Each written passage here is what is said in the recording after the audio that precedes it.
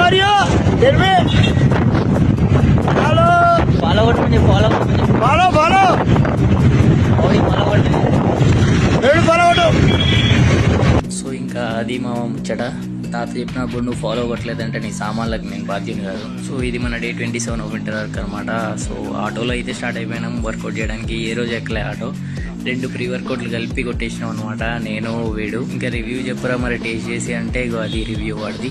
So work out విషయానికి వస్తే మంది ఇలా బ్యాక్ అండ్ బైసెప్ మాత్రమే వర్కౌట్ తీసినాం. సో వాళ్ళ పాయింట్ ఏంట్రా అంటే అందరూ నా డైట్ ప్లాన్ అడుగుతున్నారు అనమాట. సో బ్రో నీ డైట్ ప్లాన్ ఏంటి, ఎట్లా బ్రో డైట్ అని.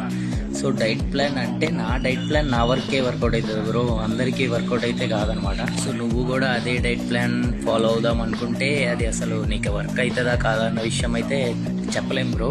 ఒకరికి డైట్ ప్లాన్ చేయాలి అంటే వాడి హైట్, వెయిట్, బాడీ మాస్, వాడి మెటబాలిజం అన్నీ చూసుకొని చేస్తారు బ్రో. సో అట్లయితే అదనమాట మ్యాటర్. సో ఇంకా వర్కౌట్ అంతా కంప్లీట్ చేసుకుని ఆటోలోనే రిటర్న్ అయినాం అనమాట. తాత కనిపించిండే, తాతతో ఆడుకున్నాం కాసేపు.